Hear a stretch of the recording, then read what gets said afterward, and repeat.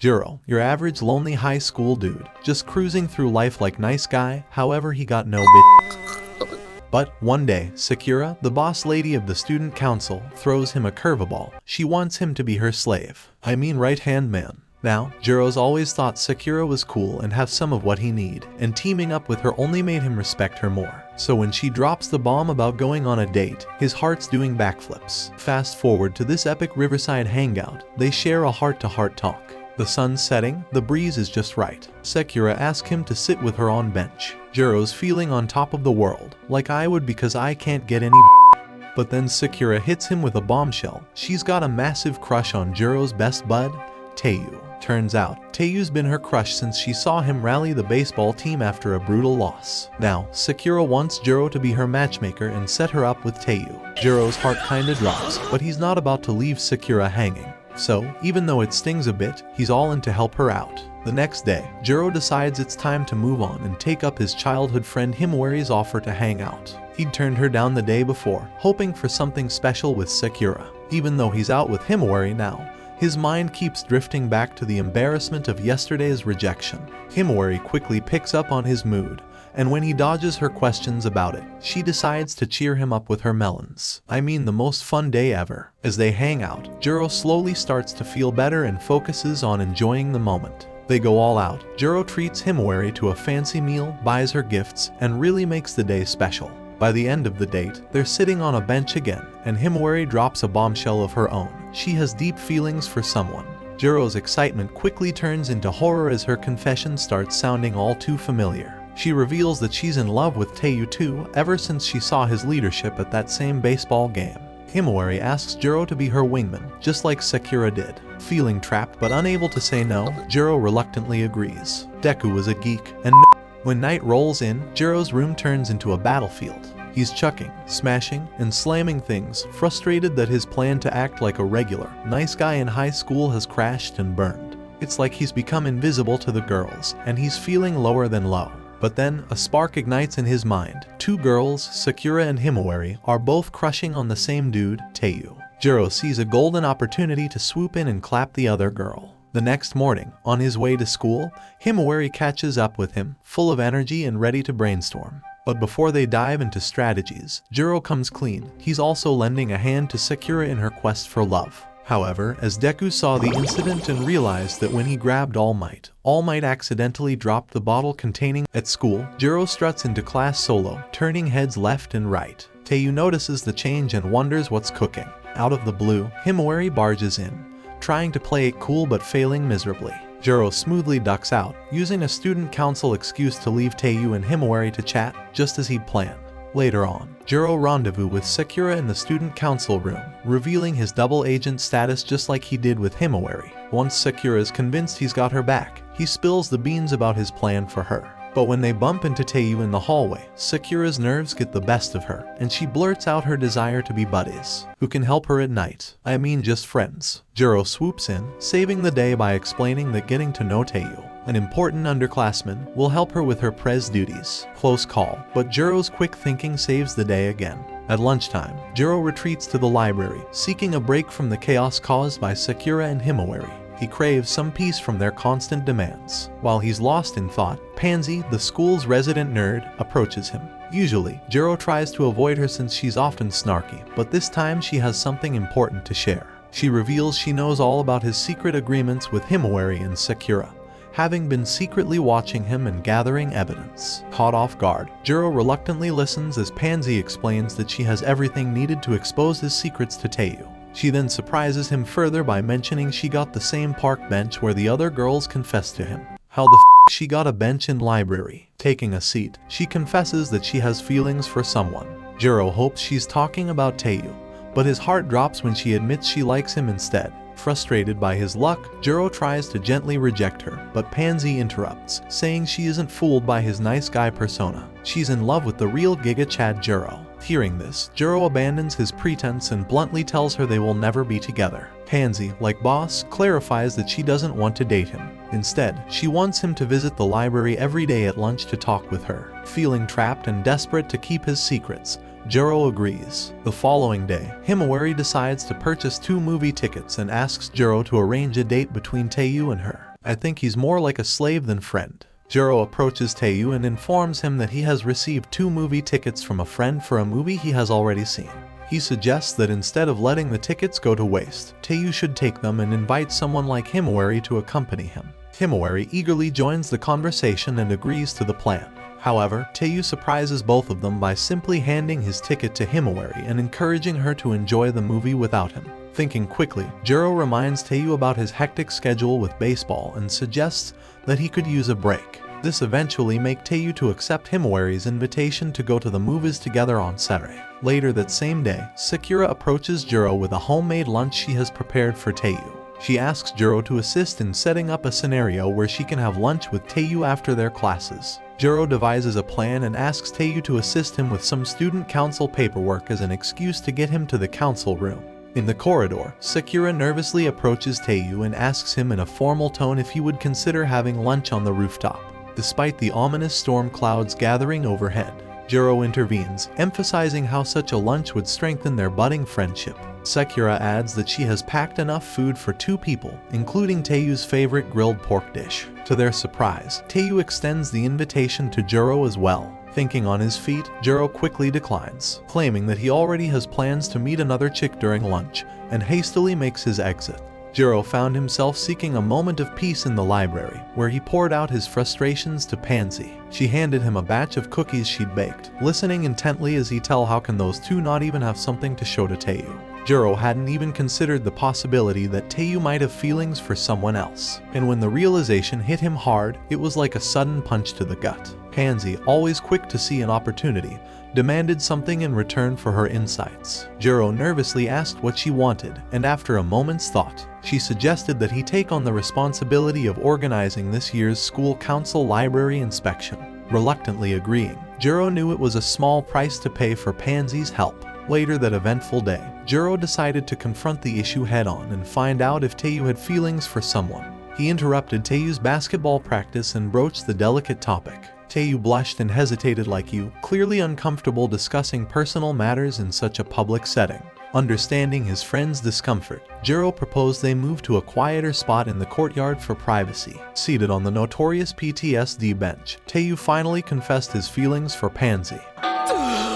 He recounted a touching moment from a year ago, after a devastating loss in baseball, when Pansy had found him in tears. Her words of comfort had deeply touched him, marking the first time he'd felt safe being vulnerable with someone. Taiyou, hoping for Jouro's support as a wingman, acknowledged the risk of going against the interests of both Himawari and Sakura. Reluctantly, Jouro declined. Say what the f he sees in that nerd-ass bitch, explaining that he didn't know Pansy well enough and couldn't betray his friends. Taiyou shifted gears, seeking Jouro's advice on baseball instead. Jouro encouraged Taiyou to persevere and trust his teammates, stressing the importance of hard work and camaraderie on and off the field. After returning to the school premises, Jouro found himself entangled in a web of perplexing choices. Unable to decipher his feelings on his own, he immediately dialed Pansy, urging her to meet him in the corridor for some advice. With a furrowed brow, he straight up asked her thoughts about Taiyou, catching her off guard. Pansy, visibly taken aback, asserted her unwavering desire to take Jouro Excalibur. I mean be with Jouro alone. However, Jouro persisted, suggesting that Taiyou might be a better match for her, which seemed to irk Pansy. She swatted his hand away, causing heads to turn their way. Clearly pissed, she instructed Jouro to stop talking and emphasized that all she wanted is his Excalibur. I mean to converse with him and continue baking cookies for him. Before Jouro could clarify further, Taiyou strolled into the scene and completely misread the situation. Believing Jouro had betrayed him by secretly gaming his crush, Taiyou was visibly upset and ready to confront Jouro. Thankfully, Pansy intervened and clarified that Jouro was there on official council business, specifically concerning an upcoming library inspection later that day. This explanation diffused the tension and spared Jouro from Taiyou's impending wrath. Initially skeptical, Taiyou found it hard to believe, given the tense atmosphere. Pansy elaborated, explaining that her agitation stemmed from concerns about the library potentially closing due to low foot traffic. With palpable disdain towards Jouro, Pansy abruptly departed after setting the record straight. As she left, Jouro noticed that she had accidentally dropped her bag of cookies on the floor. Later that evening, utterly drained, Jouro collapsed onto his bed the moment he got home, seeking solace and a moment of respite. However, his peace was short-lived as his phone buzzed with an urgent text from Sakura, asking to meet him as soon as possible. As soon as Jouro stepped into the restaurant, anxiety gnawed at him as he scanned the room.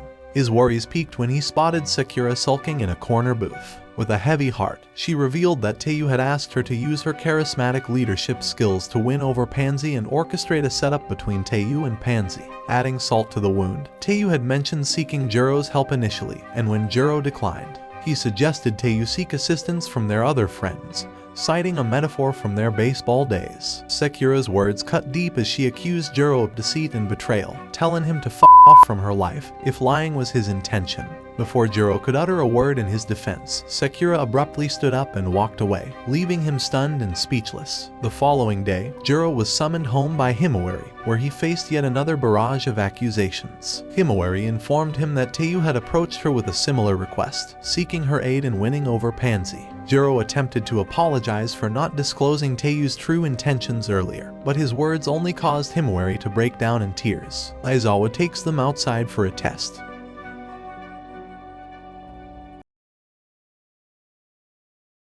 Struggling to explain himself, Jouro insisted he had only meant to offer innocent baseball advice. But Himawari's emotional blow landed like a devastating uppercut. Knocked off balance, Jouro found himself sprawled out in his chair as Himawari stormed off, slamming the door behind her. Her parting words pierced his heart, telling him to f and refrain from meddling further in their affairs. How can he take this much bull from a dishwasher? The next morning, as Jouro trudged to school, he felt the heavy weight of loneliness from losing Sakura and Himawari. Lost in his thoughts, he was jolted out of his reverie when Taiyou unexpectedly caught up to him. Taiyou, noticing Jouro's evident bad mood, offered a reassuring shoulder, letting Jouro know he was there if Jouro ever needed to vent. As Taiyou walked away, Jouro received a text from Pansy calling him over to the library. Entering the library, Pansy immediately dropped the bomb that she was aware of what had transpired with Taiyou and the two girls. Jouro's frustration boiled over. He was on the verge of losing his temper when the library door swung open, revealing Sakura, Taiyou,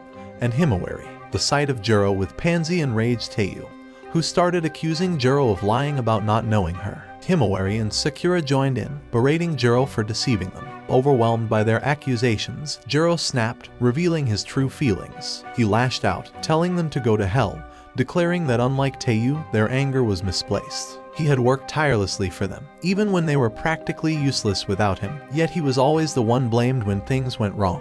He shouted that he had been nothing more than a tool to them, and his outburst left them stunned into silence. With his anger unleashed, Jouro felt a momentary satisfaction seeing their guilty expressions. He thought the only thing left was to clear things up with Taiyou.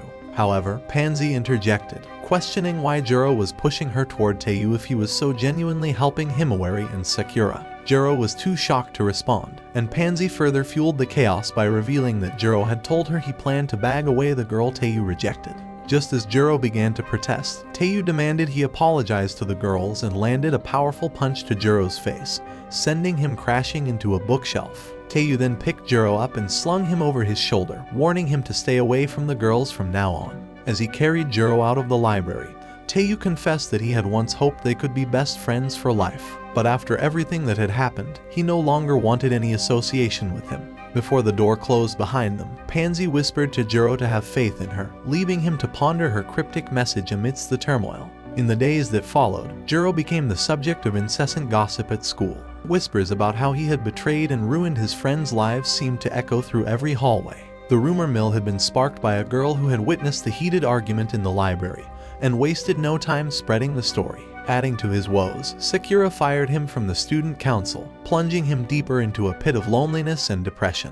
One day, as he was preparing for his next class, Jouro received a text from Pansy, asking him to meet her in the library for lunch. She claimed she wanted to confess her true feelings. Reluctant and still smarting from what he saw as her betrayal, he considered ignoring her. However, Pansy threatened to make things worse if he didn't show up, so he reluctantly headed to the library. The moment he arrived, he wanted to cut straight to the chase, but Pansy asked him to fetch a book from the shelves. As he scanned the shelves, Taiyou entered the library and sat down with Pansy. Hidden behind the books, Jouro found himself eavesdropping on their conversation. Pansy started by scolding Taiyou for spending every lunch in the library instead of being with his friends. Taiyou brushed off her concerns and invited her to watch him practice next time. Ignoring his invitation, Pansy abruptly asked why he had deceived and entrapped Jouro. Taiyou feigned ignorance, but Pansy was relentless, revealing she had seen through his schemes after talking to him for a week. She accused Taiyou of knowing how Himawari and Sakura felt about him and deliberately ignoring them to manipulate Jouro into helping them,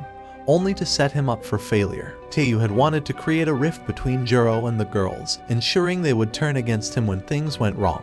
When Jouro refused to assist with his romantic pursuits, Taiyou had immediately shifted to a revenge strategy, enlisting Sakura and Himawari to help him while revealing Juro's knowledge of their feelings to further sabotage him. Taiyou defensively pointed out that Pansy herself had opposed Jouro, but she explained it was merely a ruse to get closer to Taiyou and gather all the information she needed. She had to appear impartial to earn his trust and uncover his true intentions. As Jouro overhears everything from his hiding spot, he sinks into a deep sadness. The fancy betrayal by his best friend of decades feels like a crushing weight. Meanwhile, Pansy keeps pushing Taiyou to reveal why he decided to betray Jouro. Finally, Taiyou admits that it all goes back to middle school. Back then, a girl he liked had asked him to set her up with Jouro. Despite his efforts to win her over, she ended up falling for Jouro, who barely even noticed her. Taiyou had tried to expose Juro's flaws to her, but her feelings for Jouro remained unchanged. Taiyou, now calmer, bluntly asks Pansy if she likes Jouro and if that's why she is defending him.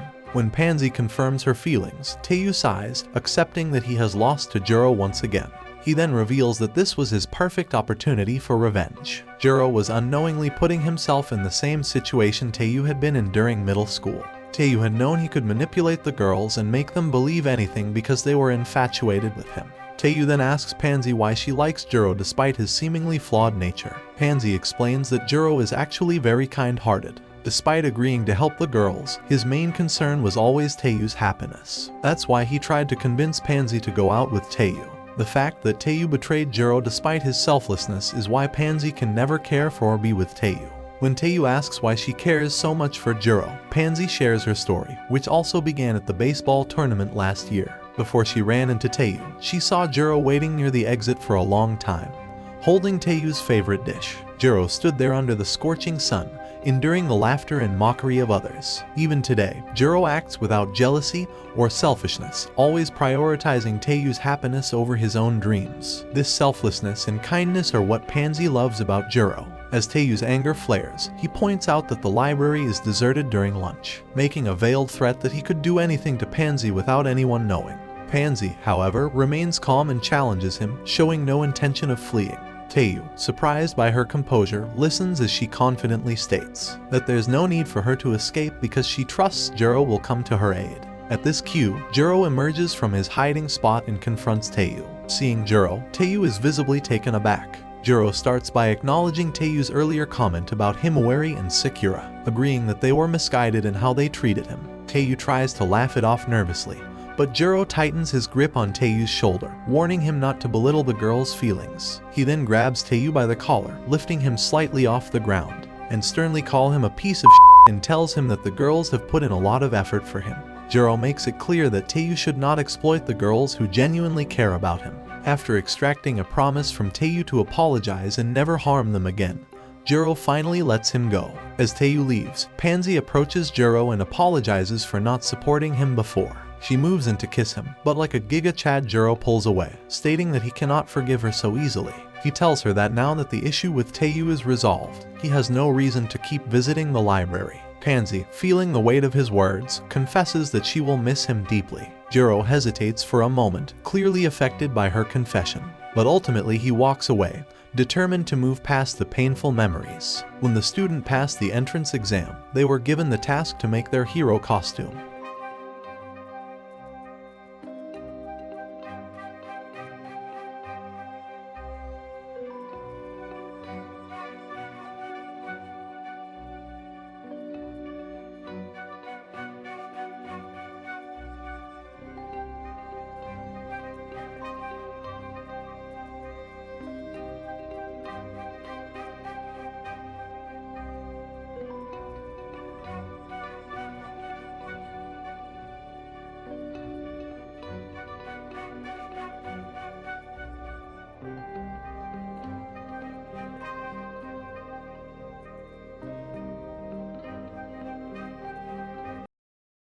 Lord have mercy.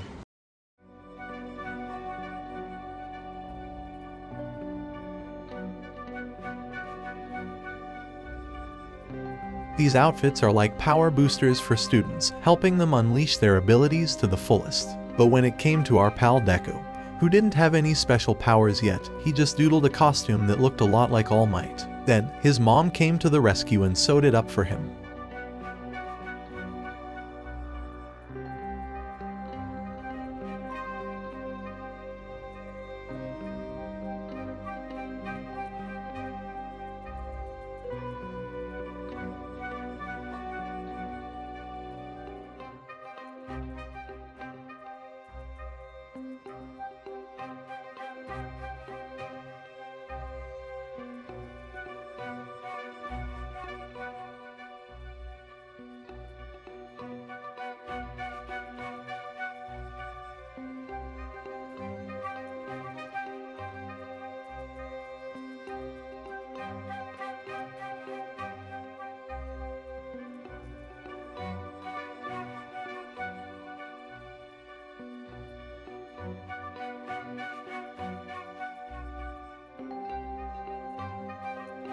During their conversation, Jouro gives Hina his thoughts on which students are likely to be chosen for the festival's flower dance. Midway through, he spots Himawari at her desk, struggling with her mid-semester prep work. Desperate for assistance, she looks around the room, her eyes pleading for help. Jouro sees his chance but hesitates too long, allowing Hina to spring into action first. Feeling disheartened, Jouro is about to give up when he recalls Pansy's encouragement to be proactive and mend his relationships. Determined to make the most of the situation, he approaches Himawari despite Hina's head start. He boldly interrupts Hina, announcing that he will be the one to help Himawari. However, this unexpected move flusters Himawari, who awkwardly bolts out of the classroom. Chasing her down the stairs, Jouro witnesses her slip and fall. Rushing to her side, he checks if she's okay. Embarrassed and upset, Himawari insists he stay away and tries to walk off. Undeterred, Jouro gently grabs her arm, assuring her that he doesn't see her as a troublemaker. Their emotions running high, they end up bickering about who should apologize first. It quickly becomes clear how ridiculous they are being, and they both start laughing, realizing the absurdity of their fight. The tension breaks, and they agree to be friends again. Jouro then suggests they study together, but he also asks for a favor in return. He needs her help with something before they hit the books. At Juro's request, Himawari calls Taiyou to the rooftop, where Jouro presents him with a letter of challenge. Taiyou, anticipating a traditional test of strength or skill like baseball, is thrown off balance when Jouro reveals the true challenge, studying for the upcoming midterm exams. Jouro proposes that if Taiyou manages to pass, he will be declared the winner. But if he fails, Jouro will claim victory. As part of the plan, Himawari suggests that the three of them study together to ensure Taiyou's success. Seeing through the scheme, Taiyou turns to leave, but Himawari blocks his path. Realizing this strategy isn't working, Jouro gathers his courage and sincerely admits that he wants to restore their friendship. Himawari and Jouro persistently plead with Taiyou, bombarding him with their requests. Moved by their earnestness, Taiyou realizes how much he missed their camaraderie and agrees to rekindle their friendship.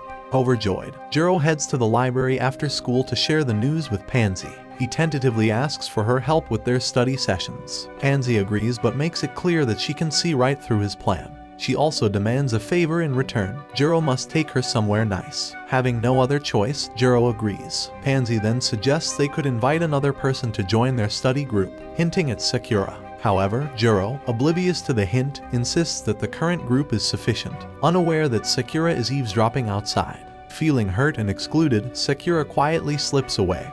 A few days later, Jouro was casually strolling through the bustling school corridor when Hina intercepted him, asking if he had any free time.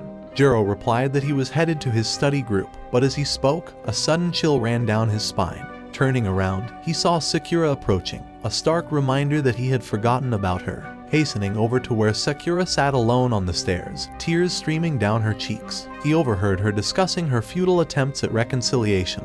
Feeling neglected by Jouro, without hesitation, he stepped forward to reassure her of his care, and spun a tale about cherishing the best for last, managing to calm her down. Later that day, the whole gang gathered at the library and wasted no time diving into their studies. Jouro explained that originally, Pansy and he had planned to tutor everyone, but now with Sakura, their senior, present, she might be better suited for the task. Sakura took the lead, starting with math and issuing each of them a daunting challenge, 5,000 problems to solve that very day. The sheer enormity of the task left everyone feeling overwhelmed. and Pansy skillfully maneuvered out of it by offering to assist Himawari with Japanese, her weakest subject. Meanwhile, Sun had already resigned himself to mental exhaustion as evening approached. The girls left the library, satisfied after a productive study session, while the boys were left mentally drained from grappling with Sakura's demanding questions. Inspired by their determination, Sakura announced her plan to prepare a staggering 8,000 English questions for the following day. This declaration sparked lively banter among the group,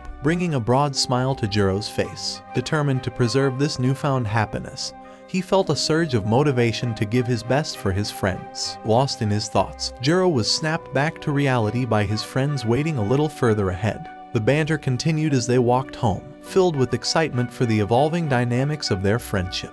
After the midterms wrapped up and results were announced, Jouro found himself unexpectedly accosted on his way to school by a jubilant Himawari. She was jumping with joy because both she and Taiyou had passed their exams. Despite Jouro's mild annoyance at being vigorously slapped on the back, Himawari's happiness was infectious, and he graciously accepted her thanks and endured her tight hug.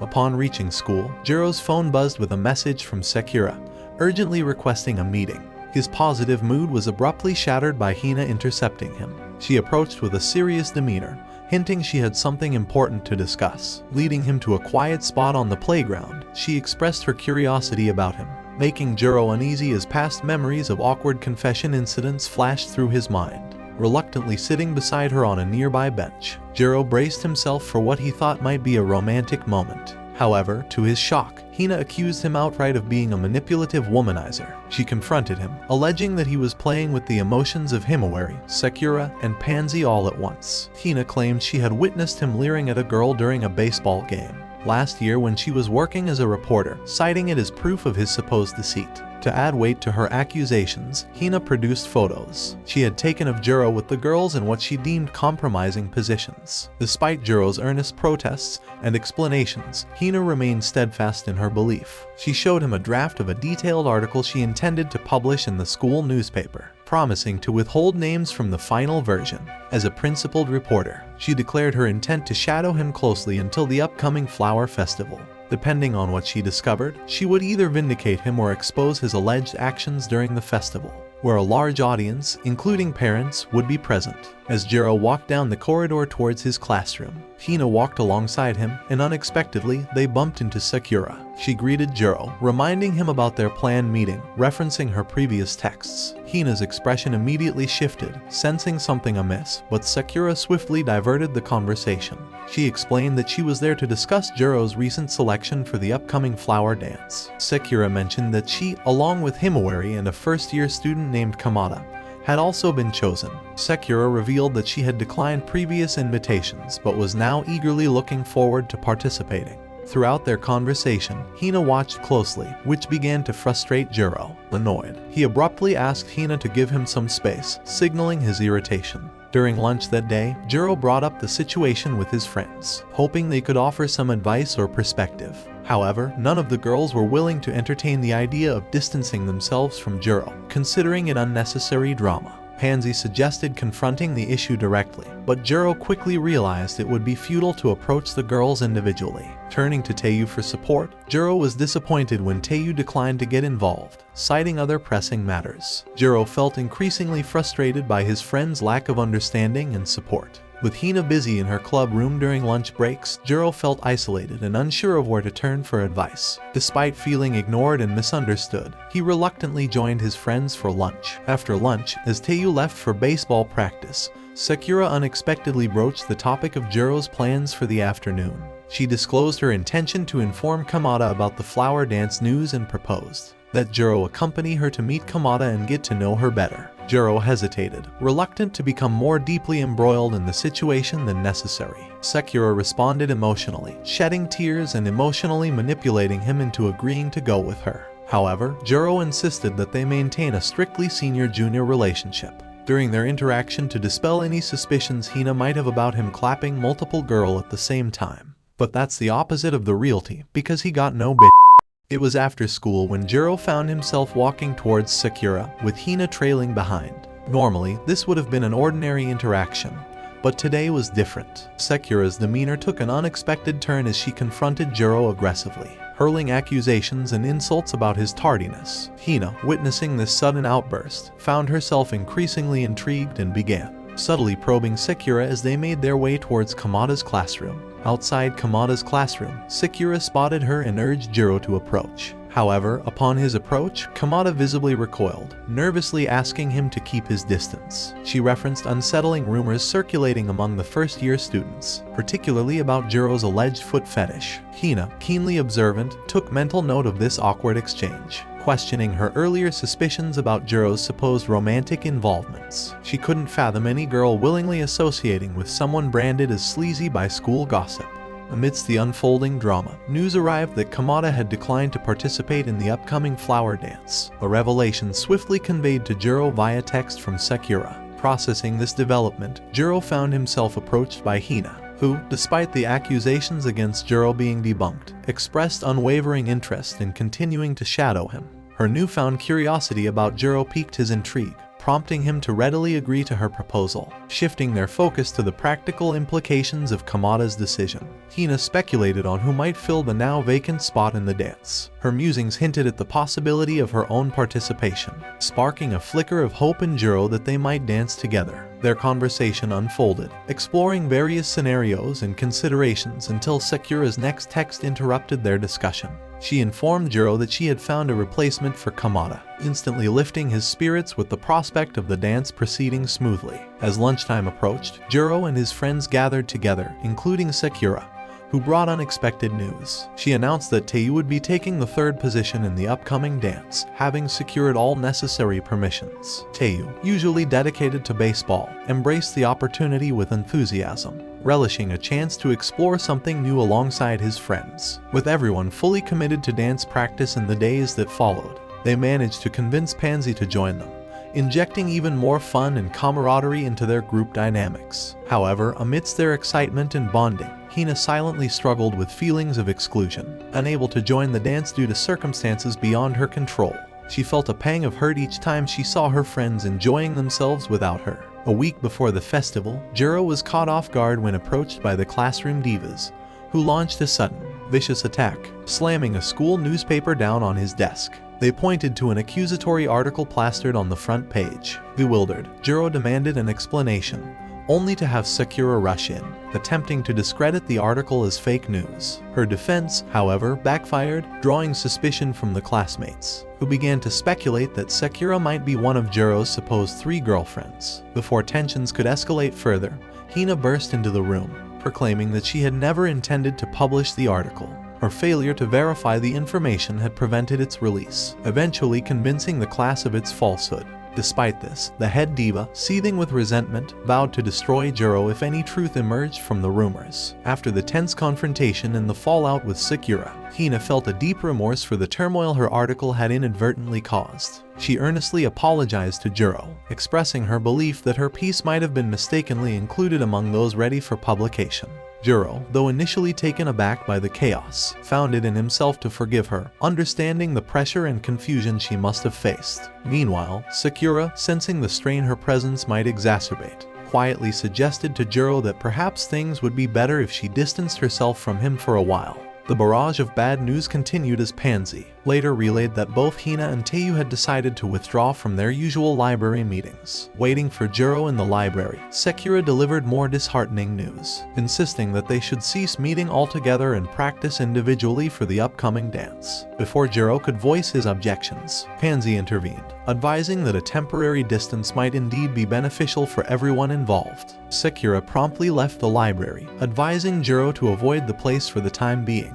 Later that evening, Jouro found himself sitting alone in an empty classroom. Hina, concerned for Jouro, approached him with genuine compassion, reassuring him that she would do everything possible to rectify the situation and clear his name. However, Jouro, overwhelmed by everything that had transpired, quietly gathered his belongings and prepared to leave for home. When Hina inquired about their dance practice, Jouro reluctantly informed her that they had decided to cancel it. which only added to her guilt and regret for inadvertently causing him more distress. Despite her self-blame, Jouro reached out to comfort Hina, recognizing her sincere intentions and understanding that she had acted out of concern for him, not malice. In an unexpected turn, Hina proposed that she personally assist him with the dance practice as a gesture of reconciliation and support. Touched by her sincerity and grateful for her unwavering support, Jouro agreed. As they embarked on this new arrangement, a tentative but genuine friendship began to take root between Jouro and Hina. As the long-awaited day of the flower festival finally dawned, a week of isolation had left Jouro feeling deeply despondent. His usual gang of friends had been strangely absent, leaving him to wander the school corridors alone, enveloped in a heavy cloud of melancholy. In the midst of his solitude, the divas materialized like a storm, their threats of retribution echoing ominously if the scandalous article turned out to be true. Jouro, already weighed down by their accusations, found himself on edge. Just as tensions peaked, Hina emerged like a guardian angel, stepping in to shield Jouro from the diva's intimidating presence. Overwhelmed with gratitude, Jouro couldn't help but feel an immense sense of relief and appreciation towards Hina, who had steadfastly supported him through what had undoubtedly been one of his toughest weeks. Once the immediate threat had passed, Hina confided in Jouro her strategy regarding the controversial article. She reassured him that she planned to delay its release until the second day of the festival, unwilling to cast a shadow over his performance on such a significant day. With genuine sincerity, she wished him the best for his upcoming dance, hoping for a positive outcome amidst the uncertainty. Just as Jouro began to find solace in Hina's reassuring presence, his phone abruptly rang, shattering the tranquility of the moment. It was Taiyou, urgently calling from outside the principal's office. Taiyou divulged a troubling development as school authorities voiced concerns about two boys participating in the flower dance. Apologetically, Taiyou informed Jouro of his decision to withdraw from the dance, leaving a critical void that needed to be filled by a female dancer. Despite the mounting challenges, Taiyou assured Jouro not to worry, pledging to resolve the issue swiftly. As Jouro pondered the predicament, his thoughts turned to the dance practice sessions he had shared with Hina, recalling their collaborative efforts and the bond they had developed. He mustered the courage to approach Hina with a heartfelt request. He asked Hina if she would consider stepping in to take Taiyou's place, stressing that she was his last hope. To his surprise and immense relief, Hina's face lit up with determination as she readily accepted the challenge. Little did Jouro realize, this opportunity meant more to Hina than just filling a spot. It was a chance to fulfill a dream. As Jouro reached for his phone to call Sakura and update her on the latest developments, a surprising interruption occurred. The school president approached them with a serious expression. She explained that she had been searching for them and had caught wind of their conversation. With a direct gaze, she asked Jouro if he was absolutely certain about Hina being the replacement dancer. Jouro, with a firm nod, affirmed his decision. The president then turned to Hina and requested her presence in the student council room for a private discussion, hinting at sensitive information that Jouro should not be privy to. Despite the president's intention for confidentiality, Hina insisted that Jouro accompany her, and after a moment of hesitation, Sakura reluctantly agreed. Once inside the council room, they settled into an uneasy silence, tension thick in the air. To everyone's surprise, Sakura took charge and declared that she was vetoing Hina's participation in the dance. She reminded Hina sternly that her immediate priority should be drafting and circulating a retraction in the school newspaper to rectify the false accusations against Jouro. Sakura elaborated on her reasoning, emphasizing the need to prioritize Jouro's reputation over personal aspirations. Despite Sakura's persistent efforts to dissuade her, Hina remained steadfast in her conviction regarding Jouro's innocence. Unmoved by Hina's threats to expose their discord in the newspaper, Sakura stood firm in her decision. She accused Hina of misleading everyone, including Jouro. Despite knowing the truth about his purported involvement with multiple girlfriends, Sakura chastised Hina for avoiding critical moments, especially during lunch hours, which could have provided her with insights into the true dynamics of their relationships. Hina offered the excuse that she had been occupied with compiling articles in the newspaper office, but Sakura countered sharply, pointing out that the library would have been just as suitable a place for that task. Undeterred, Sakura continued, revealing that over the past week, she had discreetly spoken with students and uncovered unsettling rumors circulating about Jouro, particularly during lunchtime and predominantly among the first-year students. When Hina denied any involvement in spreading these rumors, Sakura shifted gears, citing another incident she had thoroughly investigated. She clarified that while Hina wasn't directly responsible for printing the leaked article, Sakura was certain that Hina had tampered with the articles the previous day after school. To substantiate her claim, Sakura disclosed that she had obtained the genuine key sheet from the newspaper room, which clearly bore Hina's name, shortly after the article's distribution. Driven by suspicion, Sakura wasted no time and immediately headed to the newspaper room to make a copy of the key checkout log. She strategically mentioned the newspaper room within earshot of Jouro during class to test Hina's reaction. True to her suspicions, Hina hastily took responsibility, inadvertently revealing her guilt. Sakura followed up by obtaining the current key sheet for a formal investigation, confirming her suspicions that Hina had indeed altered it. Adding to the mounting evidence, Sakura revealed a recent conversation with the school president, who confirmed Hina's involvement in raising concerns about the flower dance. Sakura then turned the conversation towards Hina's true intentions regarding Jouro. She exposed that Hina initially sought to isolate him to monopolize his attention, but her goals evolved when Jouro was chosen for the flower dance. Hina's new objective became participating in the dance herself, aiming to forge a deeper connection with Jouro with potential long-term aspirations, including marriage. Faced with overwhelming evidence and Sakura's unwavering scrutiny, Hina finally conceded. She acknowledged there was no way out and made a startling confession about a pivotal moment at a baseball game the previous year. Hina recounted how Jouro had selflessly saved her from a stray foul ball, an act of heroism that had instantly captured her heart and sparked her deep admiration and affection for him. Back in the room, tension soared as Hina adamantly claimed that she was the only one who belonged with Jouro. He, in turn, requested his friends to leave them alone so he could speak privately with her. Sakura intervened, calling out Hina's toxic behavior and delivering a heartfelt lecture on healthy relationships. Despite Sakura's attempt to calm her down, Hina couldn't contain her emotions and tearfully confessed her deep love for Jouro, pleading for a chance to be with him. However, Jouro, still reeling from the recent turmoil, couldn't reciprocate Hina's feelings. He bluntly told her that he didn't harbor any romantic feelings for her and unleashed his pent-up frustration, blaming her for the chaos that had ensnared everyone around them. In a fit of raw emotion, he demanded that she never show her face to him again. Hina, visibly shaken by Jouro's outburst, gathered herself and apologized to Sakura for the trouble she had caused. She then excused herself to fix the newspaper as Sakura had requested earlier. Left alone with Jouro, Sakura gently confronted him, revealing that she understood he had only pretended to reject Hina to push her away, not meaning any of his harsh words. Embarrassed at being caught, Jouro quickly changed the subject, expressing his concern about the upcoming flower dance. Sakura reassured him calmly, informing him that the substitution for the dance had been successfully arranged by Himawari, Taiyou, and herself. Just then, Pansy entered the room, looking stunning and making Jouro too much excited that he paint his pant in white. Himawari and Jouro took the lead on the dance floor, where she confessed that she no longer harbored feelings for anyone. Following them, Sakura eased Jouro's worries with her reassuring presence, subtly acknowledging her awareness of Hina's hidden feelings. Next in line was Pansy, who appeared so transformed that no one in the entire school could recognize her. Sakura, observing the murmurs in the audience, worried briefly about the gossip but was relieved when the couple's dance began, mesmerizing everyone into stunned silence with their elegance and poise. After the dance, Pansy thanked Jouro for his efforts to help her make friends, recalling the times he had brought his friends together in the library. When she asked him why he had done so much for her, Jouro gratefully admitted that he was indebted to her for rescuing him from his predicaments. As the final notes of their dance faded into the thunderous applause of the audience, Jouro and his friends retreated backstage, basking in the afterglow of their triumphant performance. Pansy, ever grateful, expressed her heartfelt thanks to the gang for the incredible experience, and they all enthusiastically agreed to continue their gatherings despite the conclusion of their ambitious project. The morning after the festival, Jouro woke to an unusually cheerful atmosphere at home.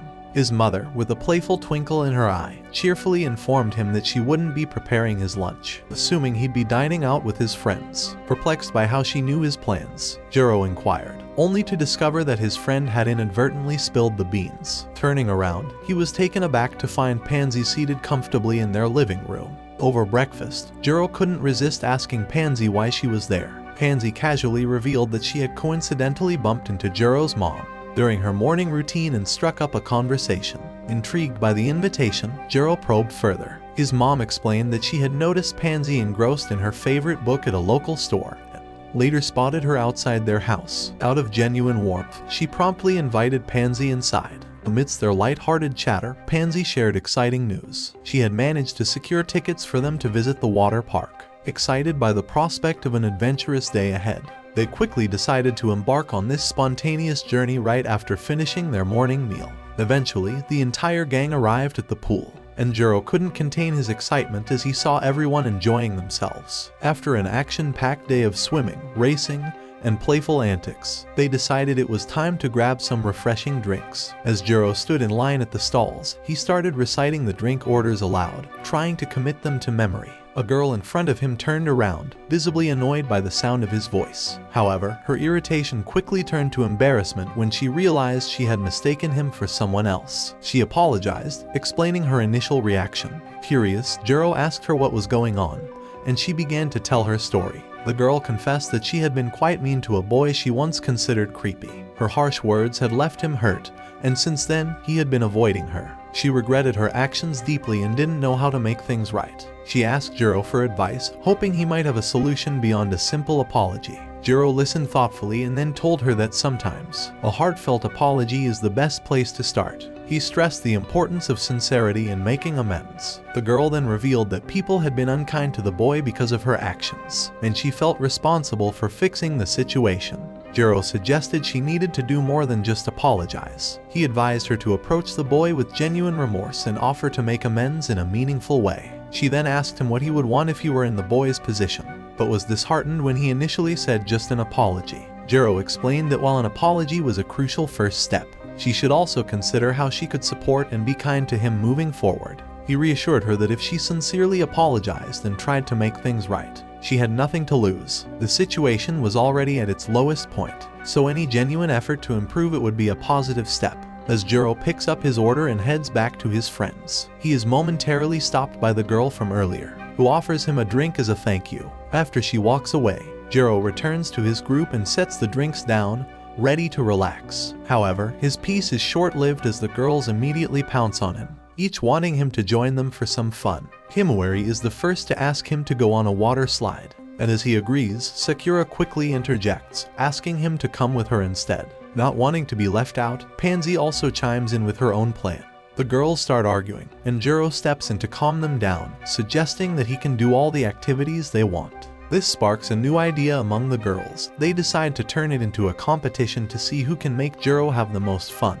The winner gets to make him do whatever she wants. Despite Jouro's attempts to voice his opinion, the girls are already set on their plan. Taiyou, rather than helping his friend, simply cheers the girls on, amused by the unfolding chaos. Their first stop is the water slide, as Himawari had suggested. As they head towards the slide, Jouro's initial reluctance begins to fade. He starts to enjoy the attention and effort the girls are putting into making him happy. Sliding down the water slide, Jouro relishes the excitement and the close proximity of his friends. However, things take an unexpected turn at the bottom of the slide. Jouro realizes he has lost his shorts, just as Himawari is about to catch an unintended glimpse. Taiyou heroically jumps into the water, shielding Jouro from view and preserving his dignity. Next in line was Sakura, who eagerly guided Jouro towards the dolphin rides. Just as they were about to embark, mischievous kids dashed by, teasing them mercilessly. Sakura, visibly flustered by the attention, found solace in daydreams of marital bliss, envisioning a future intertwined with Jouro's. Lost in her fantasies, she inadvertently nudged the dolphin away, leaving Jouro awkwardly seated alone. Sensing his discomfort, Taiyou swiftly joined him, and together they sailed off into the horizon, evoking cheers and applause from the onlookers. Following this, Pansy took charge, leading Jouro to the soothing hot water bath. Nestled beside him, Pansy expressed heartfelt gratitude for the opportunity to revel in the joyous camaraderie of their group.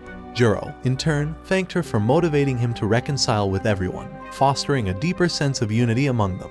The lighthearted mood took a turn when Pansy, with her characteristic playfulness, began revealing some of Jouro's embarrassing secrets she had uncovered through her observant nature. Just as potential embarrassment loomed, Taiyou once again appeared, seamlessly diffusing any awkwardness with his innate charm and ease. By the end of their escapades, Jouro found himself increasingly drawn to Taiyou, appreciating the steadfast support and companionship he had shown throughout the day. As they prepared to depart the poolside, the girls eagerly awaited Jouro's verdict on who had provided the most enjoyable experience. Without hesitation, Jouro declared Taiyou as the standout, expressing his loyalty to be Taiyou's devoted slave, willing to go to any lengths for him, even if you want to bang him. Amidst laughter and brotherhood, Jouro and Taiyou dashed off hand in hand, leaving the girls behind. The following day at school, a freshly printed edition of the school newspaper made its rounds, absolving Jouro of all the false accusations and scandals that had tarnished his reputation.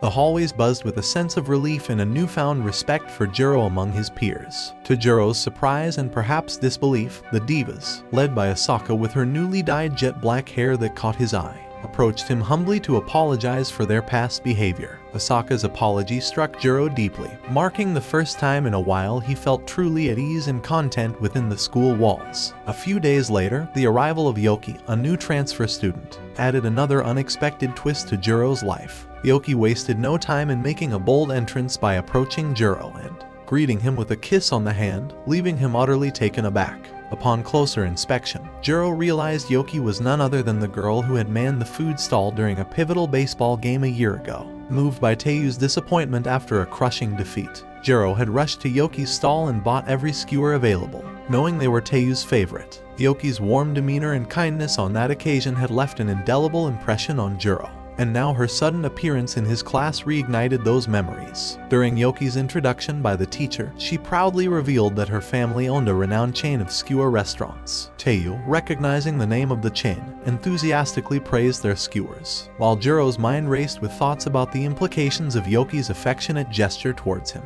As Jouro scanned the classroom, he couldn't help but notice Asaka and Hina's disapproving glares directed at Yoki, contrasting sharply with Himawari's mischievous smirk. Himawari, always eager to stir the pot, playfully hinted at sharing the news with Sakura and Pansy to fuck him up. Later that afternoon, Yoki approached Taiyou and Himawari, who were gathered around Jouro's desk. With a smile, she recounted the incident from the baseball game, expressing her gratitude for Jouro's generous act of buying all the skewers from her family's stall. She made it clear that she intended to repay his kindness in some way. As Yoki spoke, she noticed Asaka sitting alone, clearly in a somber mood. Curious, Yoki invited Asaka to join their conversation, playfully suggesting that Asaka might also want to become one of Jouro's devoted slave. Much like Yoki herself had humorously claimed earlier, Asaka vehemently denied any such notion. Her passionate denial looked like she was interested. Yoki, ever diplomatic, quickly shifted the focus back to her own intentions, reassuring Jouro that she was prepared to fulfill any request he might have. Before the conversation could delve deeper, the teacher's arrival interrupted them, prompting everyone to hastily return to their seats. During the pause in class activities, Jouro pondered Yoki's offer and her eagerness to assist him. He couldn't shake the feeling that Yoki's willingness to do anything for him must have some underlying motive. After all, why would a girl as attractive as Yoki be so eager to get clapped by him without expecting anything in return? After class, Jouro was tasked with delivering some items to the staff room. Viewing this as a chance to discern Yoki's true intentions, he cleverly asked her to accompany him.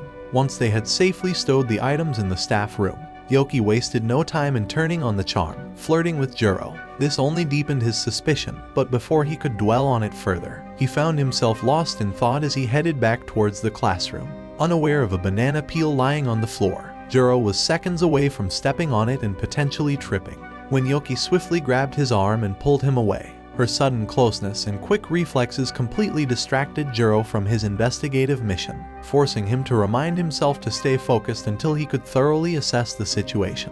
Interrupting his thoughts, Yoki mentioned that she had brought a homemade lunch and invited Jouro to join her. The prospect of a well-prepared meal instantly appealed to him, especially since he had forgotten to bring lunch that day. Despite his lingering suspicions, Jouro agreed, albeit with a renewed commitment to decipher Yoki's true intentions. Feeling a pang of guilt over Yoki's seemingly selfless actions, Jouro decided to confront the issue head-on, asking if there was anything he could do for her in return.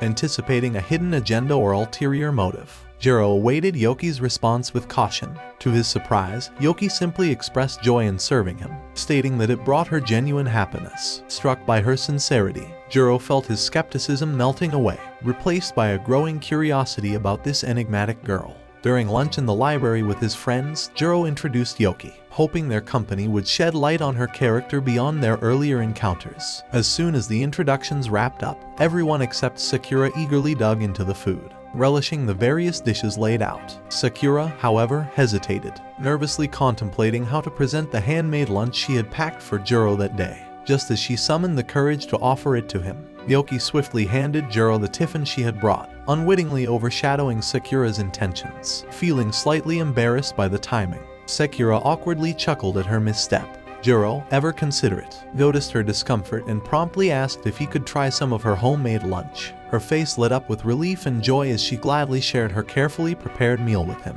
After the satisfying lunch, Pansy delighted everyone with her famous handmade cookies, a treat that lifted everyone's spirits. Jouro, however, found himself immobilized by the sheer amount of food he had consumed, content but unable to move comfortably. As the conversation flowed, he and Sun eagerly discussed their upcoming tennis and baseball tournaments. Sakura eagerly offered her support, promising to organize a cheering squad and coordinate schedules to ensure there were no conflicts between their games. Impressed by her dedication, Yoki turned to Jouro and inquired about his talents. Jouro shrugged modestly, claiming he wasn't particularly skilled at anything in particular. Undeterred, Yoki expressed confidence that he would discover his own strengths in due time. After lunch, as the other students shuffled out of the classroom, Pansy beckoned for Jouro to stay behind. Jouro wasted no time in asserting that he wasn't keen on discussing Yoki, now that he had found someone who loved him unconditionally. Pansy nodded understandingly, assuring him that she harbored no ill feelings towards Yoki's gestures. She comprehended the impulse to reciprocate kindness. However, Pansy didn't shy away from addressing what she perceived as Jouro's tendency to avoid conflict. She gently pointed out that he had accepted Yoki's lavish lunch, despite knowing he couldn't possibly finish it. Furthermore, he had also accepted Cosmo's lunch to avoid hurting her feelings. Pansy expressed concern that Jouro's habit of being overly accommodating could inadvertently lead to misunderstandings and unmet expectations. She encouraged him to find a balance between kindness and assertiveness, urging him to confront situations honestly rather than avoiding them. Transitioning to a lighter topic, Pansy reached into her bag and pulled out a book, describing it as one of her all-time favorites. She expressed a genuine desire for them to explore more shared interests and have meaningful discussions. Jouro admitted he was a slow reader, but Pansy reassured him with a warm smile, telling him it was perfectly fine. She eagerly awaited his thoughts on the book once he had finished it, emphasizing her curiosity about his perspective. Grateful for Pansy's candid advice and companionship, Jouro thanked her sincerely before mentioning a commitment related to a school tradition that would occupy his time after classes that day. He regretfully declined her invitation to the library, but promised to catch up with her soon. After school, Jouro stepped out of the convenience store, only to be ambushed by Himawari, who leaped onto him with surprising force. Startled and annoyed, he pushed her away, exclaiming loudly as he picked himself up from the ground. His irritation grew as he hurried home, only to realize that his bag, left carelessly open, had cost him dearly. Pansy's cherished book was nowhere to be found. Rushing back to the scene of the unexpected tackle, Jouro began a frantic search, scouring every nook and cranny with increasing desperation. It was then that Cheery and Suki, familiar faces from earlier that day, approached him with concern. They inquired about his distress, and upon learning of the lost book, offered their help eagerly. Together, they retraced his steps, combing through the store meticulously in hopes of finding any trace of the missing item. Returning to Jouro empty-handed, Cheery and Suki wore looks of disappointment. They questioned the book's significance, to which Jouro affirmed its importance with a heavy heart. Just as hope began to dwindle, Suki produced the book from her bag, worn and weathered, but intact. Jouro's initial relief was short-lived as he inspected the battered condition of Pansy's beloved possession. Resolute in making amends, Jouro resolved to procure a replacement copy. However, Cheery's inquiry about the book's content gave him pause. She disclosed that a friend had mentioned its value in hushed tones, whispering a figure that struck Jouro like a blow. The realization of its worth left him pale and disheartened, knowing it was beyond his means. Grateful for Cheery and Suki's assistance and the lead on where to acquire a new copy, Jouro thanked them sincerely before departing. The next day at lunch, Jouro sat alone at a table in the cafeteria, deeply engrossed in a job magazine. He flipped through the pages with focused determination, each listing a potential opportunity to earn money. His primary goal was clear: to save enough to replace Pansy's lost book, a task that weighed heavily on his mind. Sakura approached him with a lunchbox in hand, hoping to lift his spirits with a meal she had prepared. Despite her efforts, Jouro remained fixated on his search, seemingly unable to divert his attention from the job listings. Seeing Sakura's disappointment grow, Taiyou attempted to draw Jouro into casual conversation about school events and news, but Jouro's mind was preoccupied and distant. Suddenly, Himawari, always impulsive, snatched the magazine from Jouro's hands, startling him. Irritation flared up instantly on Jouro's face, annoyed at the interruption in his quest for employment. His frustration at the situation and the pressure to secure a job mounted. It was then that Yoki intervened, offering Jouro a lifeline. "My cousin just opened a new store and they urgently need help. They're offering good pay." Initially hesitant, Jouro's resistance crumbled when Yoki disclosed the wage. The promise of financial stability was too tempting to ignore. Reluctantly, Jouro accepted the job offer, knowing it meant sacrificing his cherished. After school visits to the library, the thought weighed heavily on him, especially considering how much those visits meant to Pansy. Jouro waited until everyone else had left the cafeteria after lunch, then asked Pansy to stay behind for a moment. When they were alone, he handed her the book and offered a heartfelt apology for its condition. He admitted that he needed to save up for a new copy, which was why he had taken on the part-time job. Pansy listened quietly, her expression softening as he explained, rather than insisting on a replacement. Pansy surprised Jouro with a different request. She told him she didn't need a new book. Instead, she wanted him to spend more time with her at the library after school. Jouro hesitated, torn between his desire to make things right and the practical need for money. After a thoughtful discussion, Jouro managed to convince Pansy of his decision. That evening, he arrived at Yoki's shop with a mix of nerves and determination. Yoki welcomed him warmly and showed him his new uniform. As Jouro put it on, he felt a blend of excitement and uncertainty. That's it for this video. Watch the following video, and I'll catch you in the next one.